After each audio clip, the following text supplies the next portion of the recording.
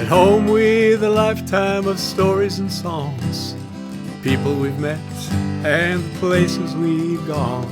Along the way found where and how we belong.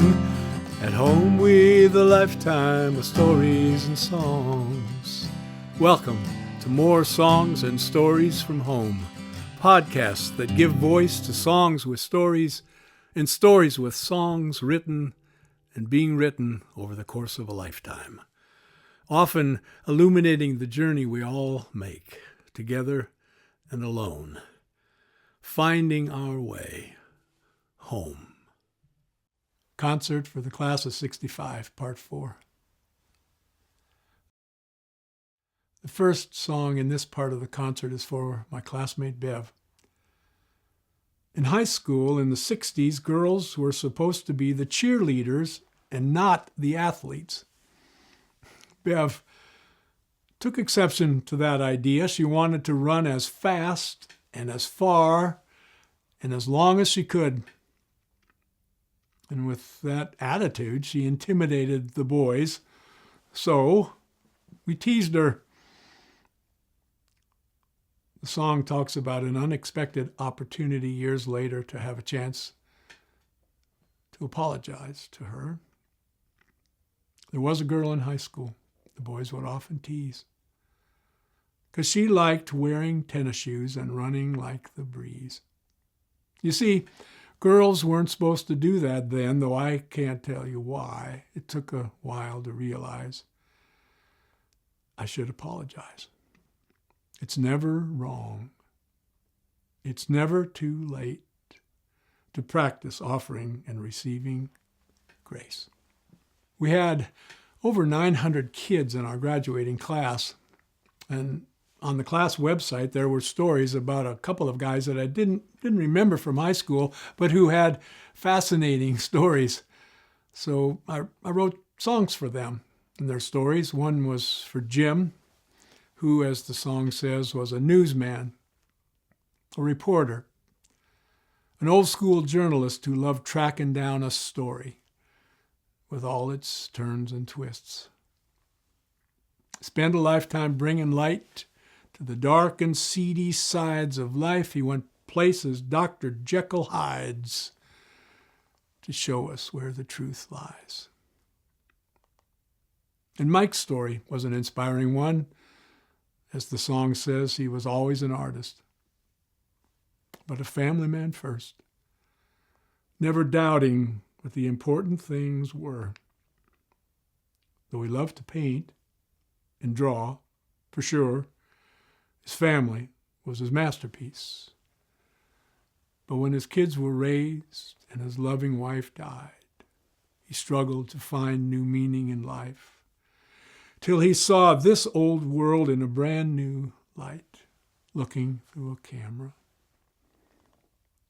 with an artist's eye. The next song in the concert for Gail, who suffered an unimaginable loss of a child, and yet through her faith and persistence in the telling of her story in front of the state legislature, she was able to create a new law. At the reunion, I sang a song I'd written some years earlier, and I dedicated it to her and to her daughter, Amy. It talks about needing witnesses to the stories of our lives. How you're my witness to this journey, to the road that I am on, all the times that I was up, all the ways that I've been down. Yours the voice that I am hearing, yours the eyes that I can see. Where I go, when I grow weary, faith enough so I believe. We all need a witness to the stories of our lives. And I wanted to tell you how grateful I am that you are mine.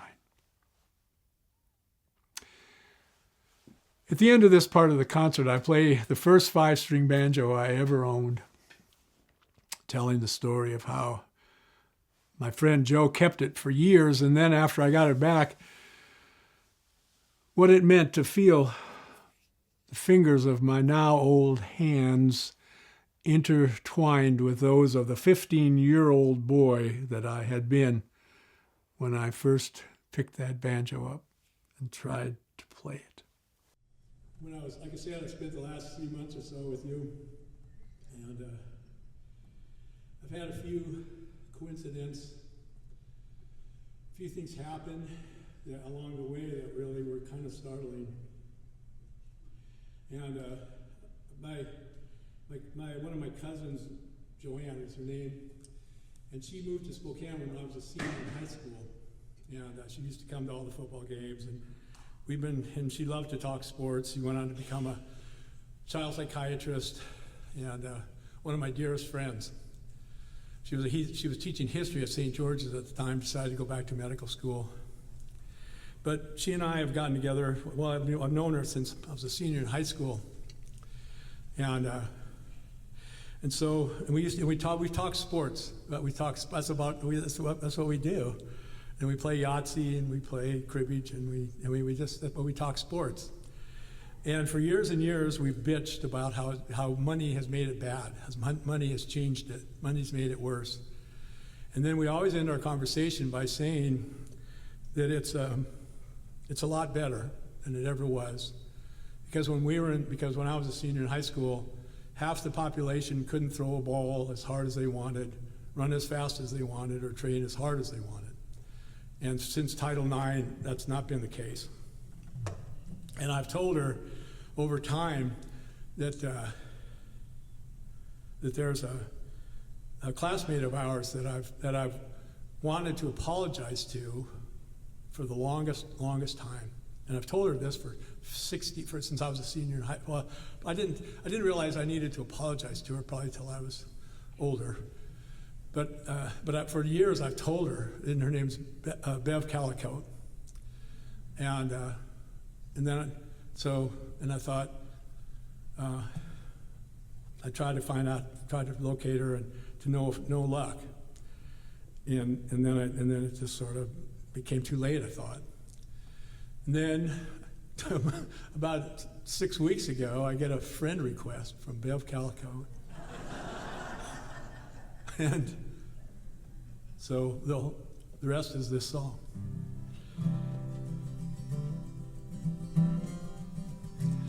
And there was a girl in high school that the boys would often tease. You see, she liked wearing tennis shoes and running like the breeze. And girls weren't supposed to do that then, though I can't tell you why. It took a while to realize I should apologize. 'Cause it's never wrong, it's never too late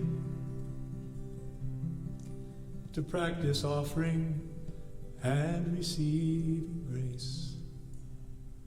Well, I thought about her through the years, then slowly less and less. Then suddenly, to my surprise, a Facebook friend request.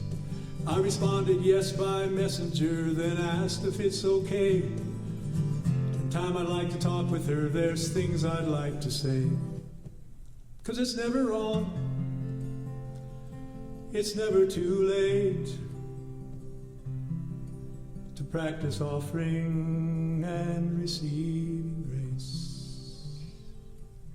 She wrote back and said, let's just do like this, and then she went on to explain, she's in Richland, she's still cartooning, and she has a mandolin she plays.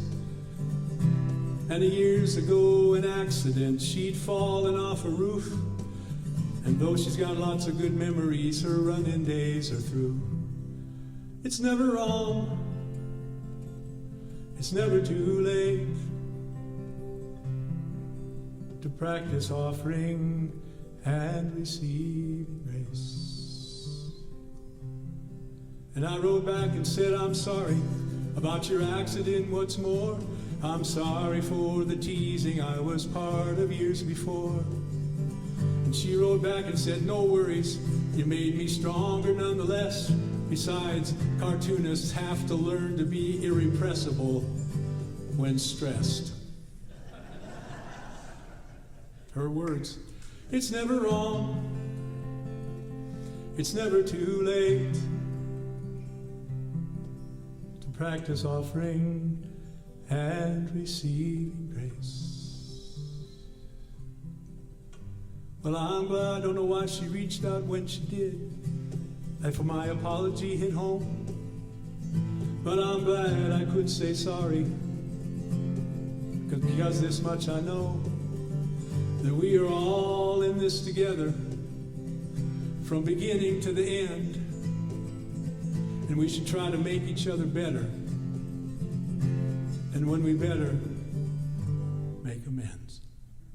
Because it's never wrong, it's never too late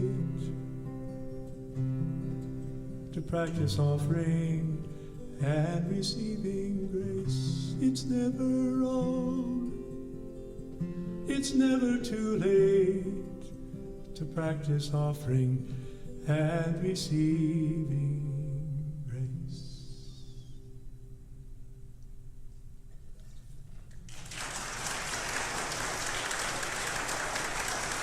So she says to say hi. So, and so there's a couple other books that were on the website, and it's a little more challenging because I don't remember Jim Morlin. Maybe should. I don't know how many of you do, but I read on the website on what, so he was and the line that stuck out to me was, he was a determined evangelist for the disinfecting power of sunlight and the refusal to ignore uncomfortable truths. So he was the first guy to write about Ruby Ridge, and he wrote about the Aryan nations. So this is my tribute to Jim. He wrote, he loved family, work, and music. Oh, and this is the part that struck me in his obituaries, and they were everywhere. He said he used to pass out cards, and he stole it from Harold Blaze. And I walked by the Spokane River, and I saw it. I read about it, because I read about it kind of doing this research. And somewhere in most or all of his sculptures, Harold Blaze writes, what does he write? He said, transcend the and he writes it, and so I thought, how do you get that in a song, in a flavorful way? So this is my attempt. He loved family, work, and music, and the words of Harold Blaze, the ones that said transcend the bullshit, which he did most every day. He was a newsman, a reporter, an old school journalist who loved tracking down a story with all its turns and twists. 'Cause he spent a lifetime bringing light to the dark and seedy sides of life. He went places Dr. Jeckyll hides to show us where the truth lies. He wrote about the Aryan nations and the siege of Ruby Ridge, about Robert Lee Yates Jr., Dark Side, unabridged. He raised 2 boys single-handed, which for anyone's a feat.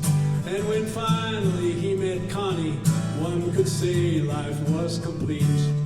He spent a lifetime taking life to the dark and seedy sides of life. He's been haunted by the gentle high to show us where the truth lies. Try that chorus one more time. He spent a lifetime bringing light to the dark and seedy sides of life. He went places Dr. Jeckyll hides to show us where the truth lies.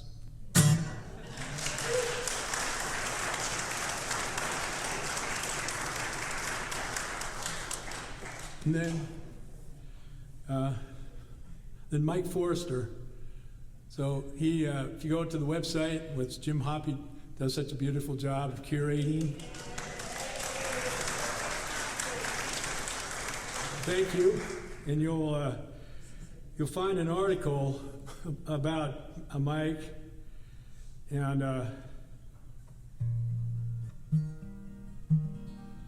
he well, the song kind of tells a story about him, but he started taking pictures after. In the story in the newspaper article, he talked about how he was looking at the world at all these old things, old trucks, old buildings, and giving them new life. And I thought, well, yeah, okay, I can write about somebody that's looking through a camera and giving new life, but I just couldn't quite figure it out. And then what I realized after a few weeks was that that it was something much more than that, because he was doing this after his wife had died, and this song I think tells it all. He was always an artist,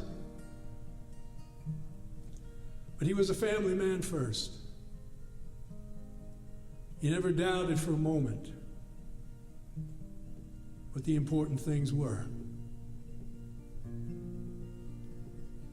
Though he loved to paint and he loved to draw, for sure, his family was his masterpiece. And when his kids were raised, his loving wife had died, he struggled to find new meaning in life, until he saw this old world in a brand new light, looking through a camera with an artist's eye. And he started taking pictures of forgotten stuff, and he found truth and beauty in the scarred and the scuffed, and he found in the lost something to love. Somehow it all was renewed. When his kids were raised and his loving wife had died, he somehow found that meaning in life, when he saw this old world in a brand new light, looking through a camera with an artist's eye. And there's a lesson there for all to see, when it's time for you and I to grieve. If we can find reason to believe, the world gonna welcome us and let us in.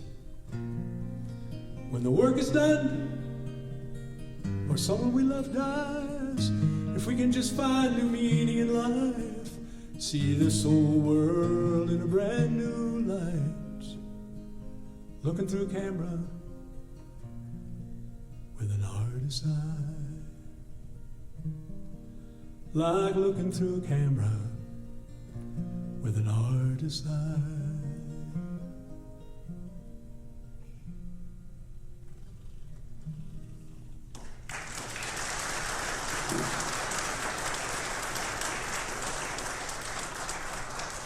Stories of our class. So this next song isn't really a story about her story, because nobody tells her story better than Gail Bronson Harsh. But if you want to hear a story about making the best of the worst situation, about loving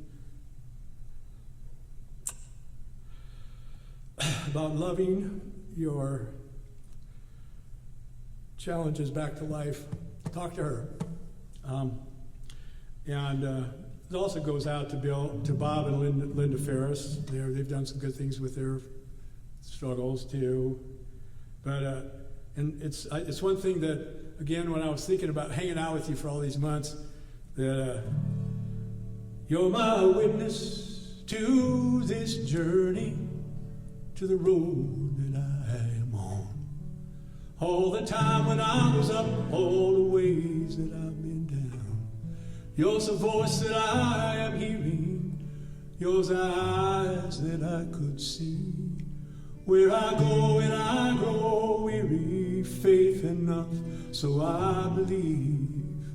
There's a story of the forest and the tree that I think that fell.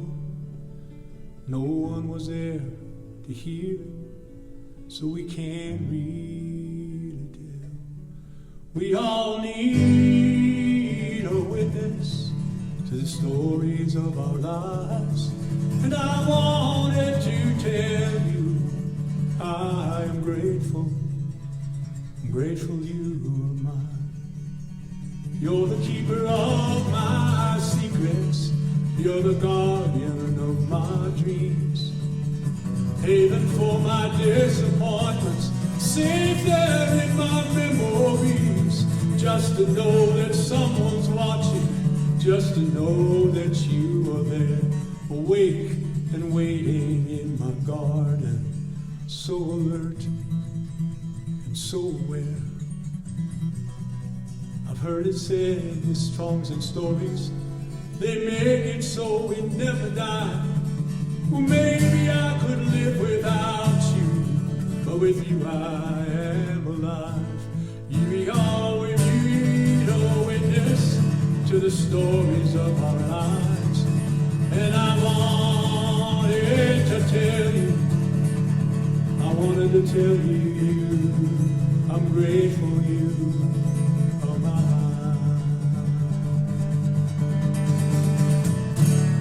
It's for Amy.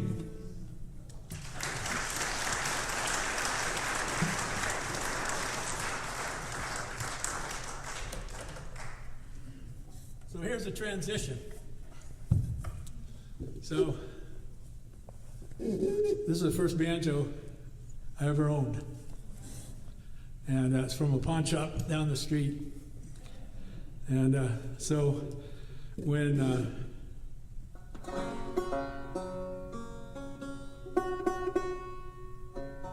so here's the story.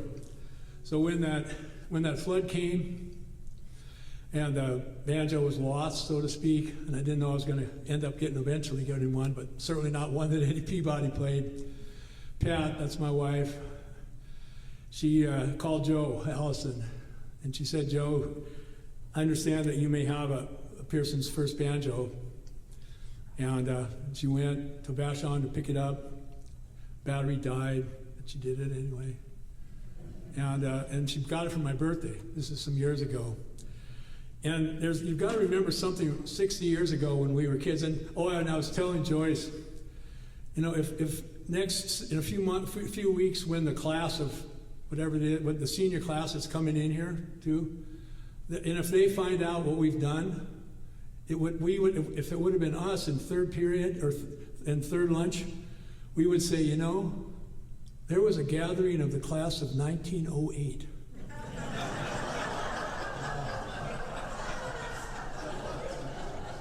And they actually came back to our high school.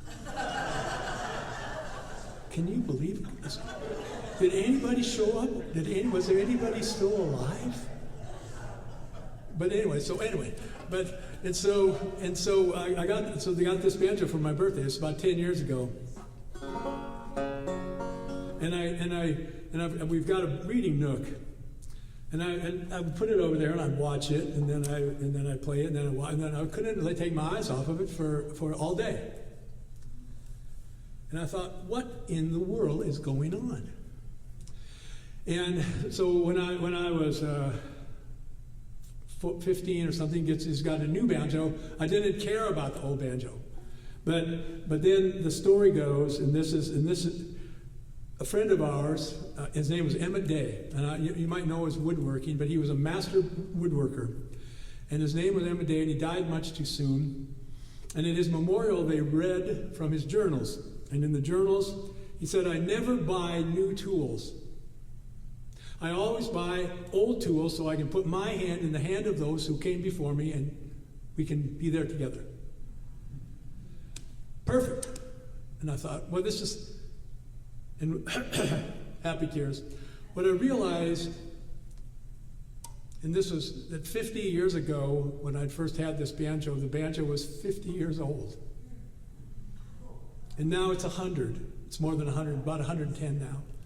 But when I looked at it, it was 100 years old. And I last held it when it was 50. And now my 65-year-old fingers at that time, 10 years ago, my 65-year-old fingers were interlaced with a 15-year-old boy. And that was what the sound was making.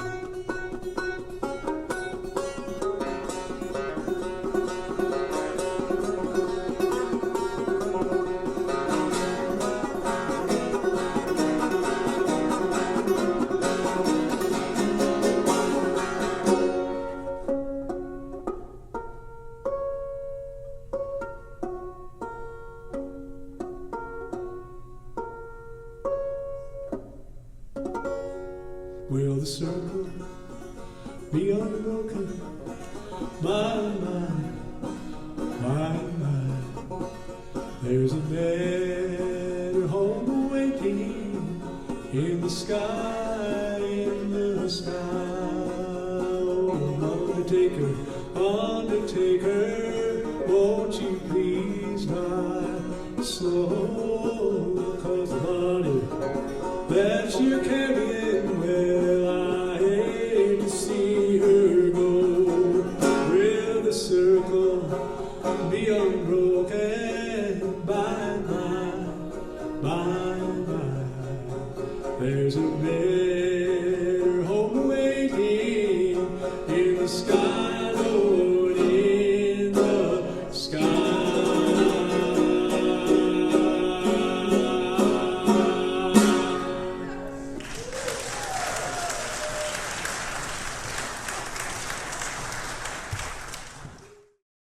Thank you for listening to or watching more songs and stories from home. Come back next time for part 5 of the Class of 65, knowing you're always welcome here at home with a lifetime of stories and songs.